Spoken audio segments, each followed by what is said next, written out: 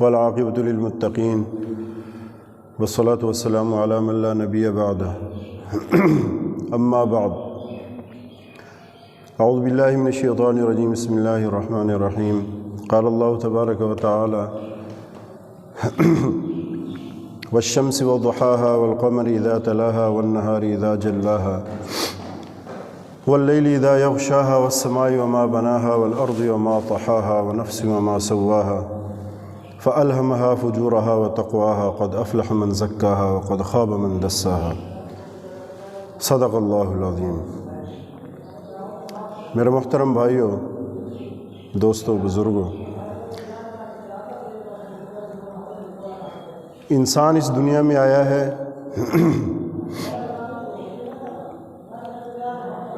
یہ انسان اس دنیا میں آ کر یہ آخرت کی تیاری کے لیے اللہ نے بھیجا ہے، اور یہ تیاری کیسے کرے گا؟ اس کے لیے اللہ نے انبیاء کا سلسلہ ایک نظام بنایا، ایک سلسلہ جاری فرمایا۔ اس میں جو ایک چیز ہے وہ ہے تزکیہ، تسویہ قلب، تزکیہ نفس۔ آیا یہ تزکیہ کتنا ضروری ہے؟ کیا یہ ضروری ہے یا نہیں ہے؟ اور اس کا باطن کے ساتھ کیا تعلق ہے؟ یہ کیوں ضروری ہے؟ اس کی کیا اہمیت ہے؟ تو اللہ نے قسمیں کھا کر والشمس وضحاها، قسم ہے سورج کی اور اس کے دھوپ کی، والقمر اذا تلاها، اور قسم ہے چاند کی جو اس کے پیچھے طلوع ہوا، والنہار اذا جلاها، اور قسم ہے دن کی اور اس کو نمایاں کرنے کی، یعنی اس کو چمکانے کی، واللیل اذا یغشاها، اور قسم ہے رات کی اور اس کے ڈھانپنے کی، یعنی جس نے اس کو ڈھانپ لیا، والسماء وما بناها، اور قسم ہے آسمان کی، اس کو بنانے کی، والارض وما طحاها، اور قسم ہے دن کی اور اس کے پھیلانے کی، ونفس وما سواها، اور قسم ہے جی کی، نفس کی، اور جس نے اسے ٹھیک بنایا، فألهمها فجورها وتقواها، اور فألهمها کہ اللہ تعالیٰ نے فجورها وتقواها کہ نفس کے اندر دونوں چیزیں ڈالی ہیں، اس کے اندر گناہ کی استعداد بھی ہے اور نیکی کی طاقت بھی ہے۔ قد افلح من زکاها، پس تحقیق وہ کامیاب ہو گیا جس نے اپنا تزکیہ کر لیا، اپنے آپ کو پاک کر لیا، وقد خاب من دساها، اور جس نے اس کو خراب کیا، ہلکا سمجھا، معمولی سمجھا، تو وہ نامراد ہوا۔ اب علماء تفسیر فرماتے ہیں یہاں پہ ویسے تو 7 قسمیں ہیں، لیکن اگر بیچ میں واو قسمیہ جو آئی ہے، جیسے والشمس وضحاها، ٹھیک ہے، جو بیچ میں واو ہیں، اگر ان کو بھی واو قسمیہ ہم جانیں تو یہ 11 قسمیں ہوتی ہیں۔ تو اللہ رب العزت نے 11 قسمیں کھا کر کس چیز کے لیے اتنا زیادہ، یعنی اس کی اہمیت بتانے کے لیے قسمیں کھائیں کہ وہ کیا چیز ہے؟ تو علماء فرماتے ہیں کہ فَأَلْهَمَهَا فُجُورَهَا وَتَقْوَاهَا، کہ نفس کو اللہ تعالیٰ نے جب بنایا تو اس کے اندر دونوں چیزیں ڈالی، خیر کی قوت بھی ڈالی اور شر کی قوت بھی اس کے اندر ڈالی۔ اس کے اندر خیر بھی ہے اور شر بھی ہے، اور قدر اس کو اللہ تعالیٰ نے اختیار بھی دیا اور قدرت بھی دی، تاکہ پھر آگے جزا اور سزا کا نظام چل سکے، جنت اور جہنم کا نظام چل سکے۔ دونوں چیزیں اس کے اندر۔ دوسری سورۃ دہر میں هل أتى على الإنسان حين من الدهر لم يكن شيئا مذكورا، انسان پر ایک وقت ایسا بھی آیا کہ زبان پر ذکر کرنے والی کوئی چیز نہیں تھی۔ إنا خلقنا الإنسان من نطفة أمشاج نبتليه، کہ بے شک ہم نے انسان کو ماں باپ کے مختلط نطفے سے پیدا کیا، ہم اس کو آزمائیں گے۔ فجعلناه سمیعا بصیرا، پھر دیکھنے والا سننے والا بنایا۔ انا ہدیناہ السبیل اما شاکرا و اما کفورا، ہم نے دونوں راستے دکھا دیے، شکر اور ناشکری کا، اور دین اور بے دینی کا، ماننے اور انکار کرنے کے دونوں راستے بتائے ہیں۔ تو خلاصہ کیا ہوا کہ اللہ نے نفس کو ایک خواہشات ہیں اندر انسان کی کہ جس میں دونوں قوتیں ہیں، خیر بھی ہے اور شر بھی ہے۔ اب انسان کے ذمہ کیا ہے؟ انسان کے ذمہ یہ ہے کہ یہ ایسی اس پر محنت کرے، نفس پر ایسی کوشش کرے۔ اس کی مثال علماء نے بڑی خوبصورت دی ہے، جیسے جنگلی گھوڑا ہوتا ہے نا، جنگلی گھوڑا جنگل سے گھوڑا پکڑ کے لائے اور وہ گھوڑا کسی نے سدھانے کے لیے، اس کو سدھانے کے لیے اپنے پاس رکھا، تو پہل تو جب گھوڑے کی گردن میں رسی ڈالی جائے تو وہ رسی توڑوانے کی کوشش کرتا ہے، یا ٹانگ سے باندھا جائے تو اسے عجیب لگتا ہے، کیونکہ نفس کی مثال جنگلی گھوڑے کے مثال، یعنی اس کی یہ سب سے اچھی مثال ہے، یہ اس کے مشابہ ہے کہ انسان کا نفس بھی جنگلی گھوڑے کی طرح ہے، یہ پابندی نہیں چاہتا، نفس چاہیے، یعنی انسان کو تباہی کی طرف لے جانے، اس پہ وہ جو ہے نا قوت زیادہ ہے۔ تو جب وہ گھوڑے کو لایا جاتا ہے تو پہلے کچھ دن اس کو باندھا جاتا ہے، جب وہ اس پہ عادی ہو جاتا ہے اور راضی ہو جاتا ہے، اس کے بعد پھر آہستہ آہستہ اس کو دوڑانے کی مشق کی جاتی ہے، پھر اس پر زین رکھنے کا موقع آتا ہے، زین نہیں رکھنے دیتا، اچھلتا ہے، کودتا ہے، ہنہناتا ہے، دولتیاں مارتا ہے، کیونکہ اسے گوارا نہیں ہے کہ میرے اوپر یہ کیا کر رہے ہیں۔ پھر وہ لگام نہیں ڈالنے دیتا منہ کے اندر، پھر وہ ڈالی جاتی ہے، پھر اسے مشق کروائی جاتی ہے، اسے سدھایا جاتا ہے، کوشش کی جاتی ہے۔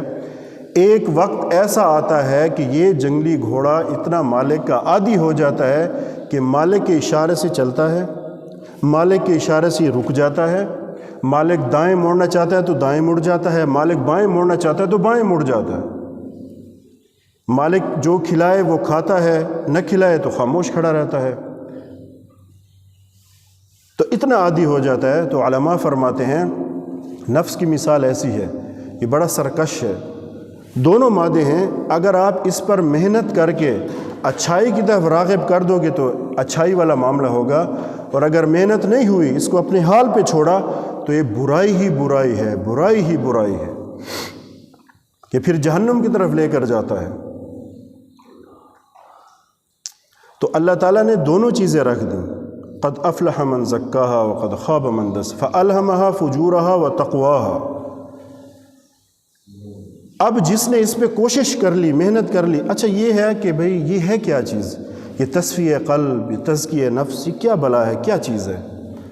کچھ لوگوں کا یہ خیال ہے کہ یہ ضروری نہیں ہے، صحابہ کے دور میں نہیں تھا، بالکل نہیں تھا، جو صحابی حضور کے پاس آتا، اسلام لاتا، ایمان لاتا، فوراً اس کا تزکیہ ہو جاتا، فوراً حضور کی نظر پڑتے ہی، حضور کی قلب کی شعائیں اس کے قلب پر پڑتے ہی وہ کام سارا ہو جاتا، جو آج سالوں میں ہوتا ہے۔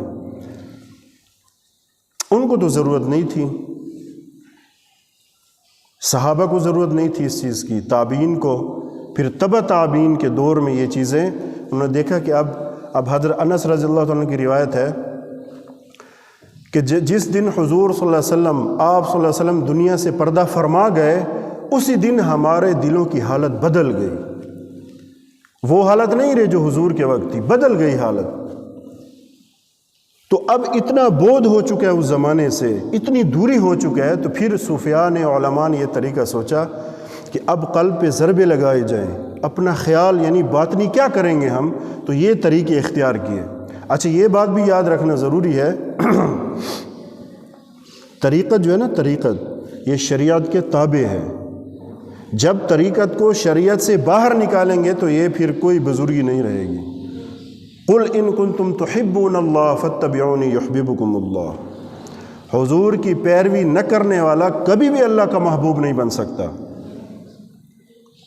یہ پہلا ضابطہ ہے، یہ قاعدہ ہے کہ اے صحابہ، اے رسول، آپ ان سے کہہ دیجئے اگر یہ اللہ کے محبوب بننا چاہتے ہیں تو آپ کی آنکھیں بند کر کے آپ کی اتباع کریں، اللہ تعالیٰ خود بخود ان کو اپنا محبوب بنا لے گا، اللہ ان کو محبوب بنا لے گا۔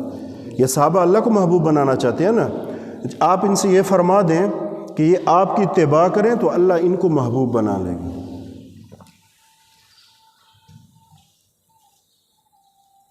تو انشاءاللہ یہ بات چلتی رہے گی۔ تو تزکیہ نفس، تصفیہ قلب، اب اتنا بودھ ہو چکا ہے اس زمانے سے، اور کیا ہوتا ہے، کوئی بھائی سارا دن اس کی جو مصروفیات ہوتی ہیں بازار کی، دکان پہ، نوکری میں، وہاں تو اللہ رسول کی بات نہیں کی جاتی، وہاں تو یہ باتیں نہیں ہوتی، ضروریات کی ہیں، اجازت ہے۔ تو کیا کسی مسلمان کو یا ہمیں کسی کو کیا اس کی ضرورت نہیں ہے؟ قرآن کی تلاوت ہے، ذکر ہے، اچھا ذکر کس طرح کیا جائے؟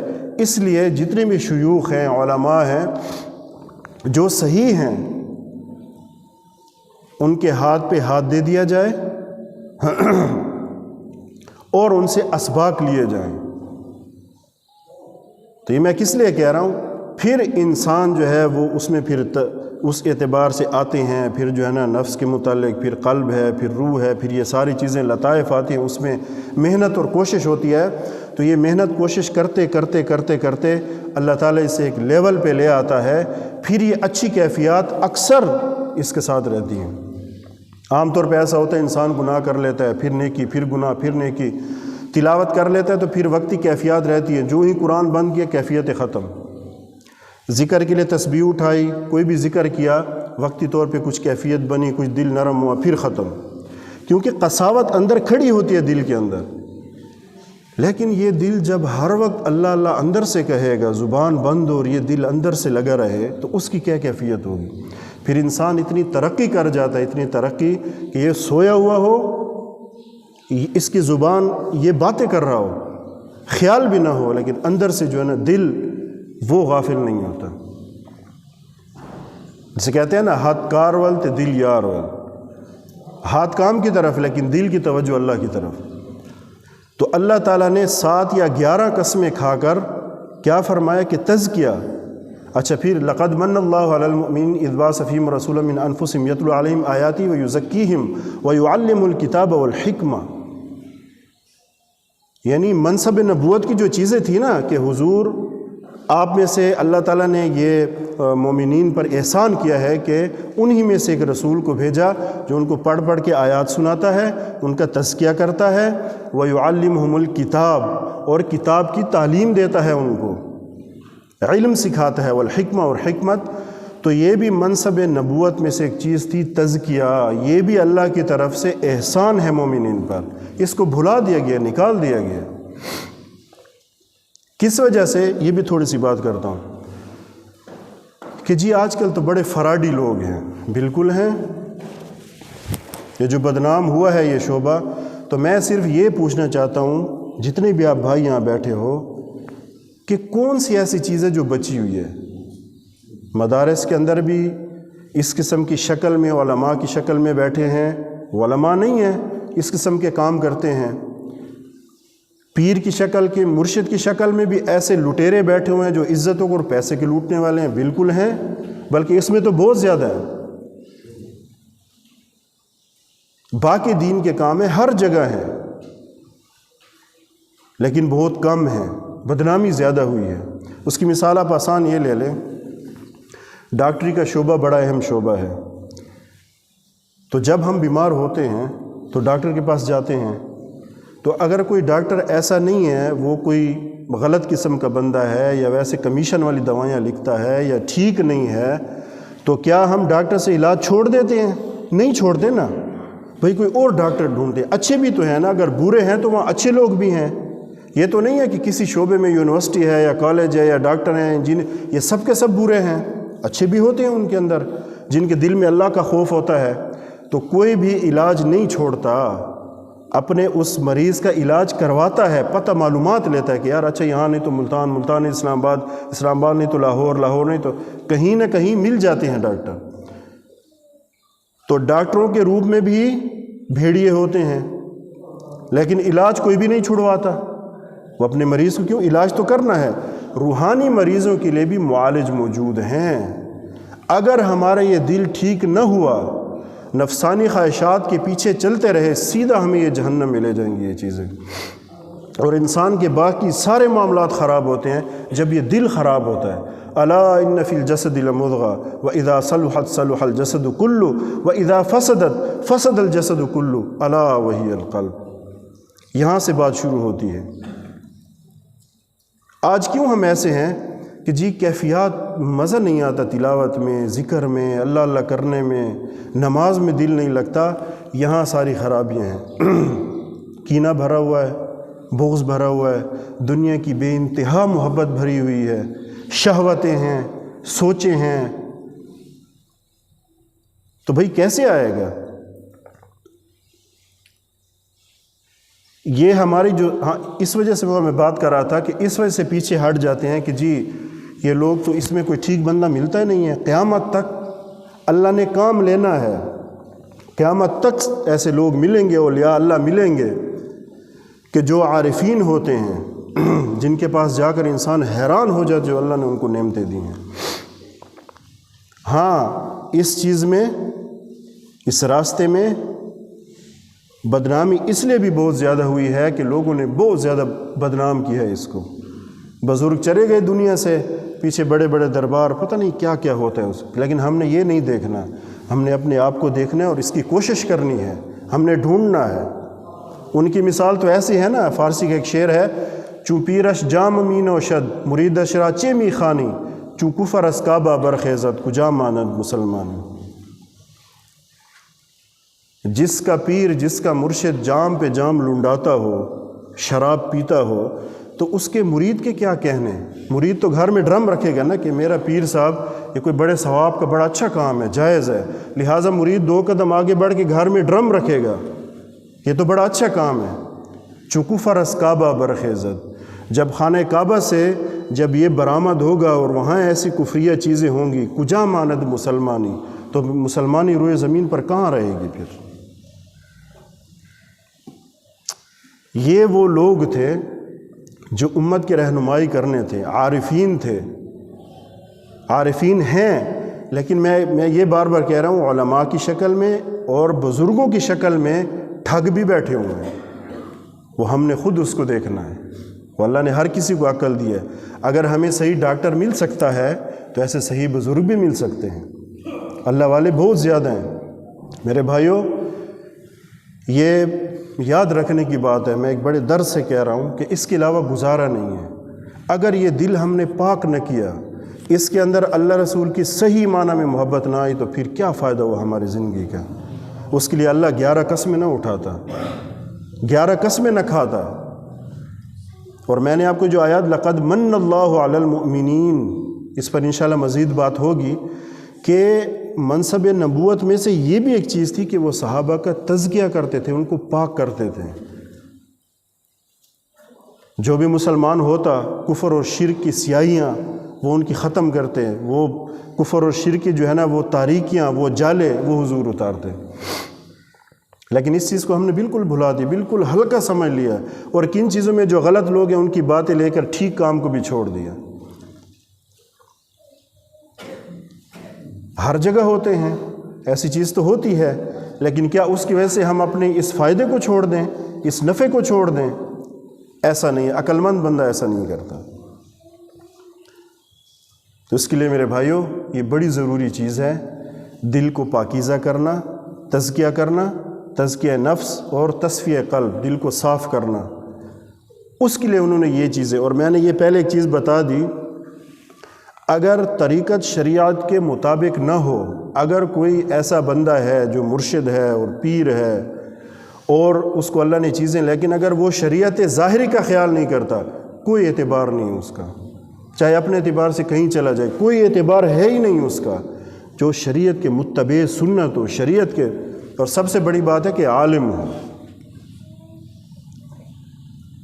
تو اس لیے ہم سستی نہ کریں، زندگی جا رہی ہے، اس میں سستی نہ کریں۔ دیکھیں یہ ایسی چیزیں ہیں جو الفاظ میں بیان نہیں کی جا سکتی، کیفیتوں کو الفاظ میں بیان نہیں کیا جا سکتا، لیکن جب انسان چلتا ہے نا اس راستے پہ، پھر اسے سمجھ آتی ہے۔ تو میں بھی انشاءاللہ اس کا ارادہ کرتا ہوں، آپ سب ارادہ فرمائیں کہ ہم نے یہ کام لازماً کرنا ہے، کسی اللہ والے کو ڈھونڈنا ہے اور اس سے اپنا تعلق بنانا ہے۔ تو جہاں بھی ہو، جیسے میں پہلے عرض کرتا رہتا ہوں کہ علماء کے ساتھ روابط رہے ہیں ہمارے، جس سے عقیدت ہو، اور یہ اللہ والوں سے جس سے دل مانے، جا کے بے شک ان کی مجلس میں پہلے بیٹھے، دیکھیں ان کو، پرکھیں ہر لحاظ سے۔ جب آپ کا دل مطمئن ہو جائے پھر ان کے ساتھ تعلق، پھر آپ نسبت کی برکات دیکھیں گے کہ نسبت کی برکات کیا ہوتی ہیں۔ ویسے اگر آپ 1000 مرتبہ سبحان اللہ کہتے ہیں یا اللہ اکبر یا ذکر کرتے ہیں، پھر 1 مرتبہ پڑھیں گے لیکن وہ یہاں سے نکلے گا، اس کی قیمت اور ہوگی، زبان والے کی قیمت اور ہوتی ہے، اس سے ثواب ملتا ہے، یہاں سے جو نکلتا ہے اس سے قرب ملتا ہے، ثواب تو پھر ثانوی چیز بن جاتی ہے۔ انشاءاللہ آنے والے جمعہ پر بھی اس پر بات ہوگی۔ اللہ تعالیٰ سب کو اس پر عمل کرنے کی توفیق عطا فرمائے۔ وآخر دعوانا الحمدللہ رب العالمین۔ سنت البانی۔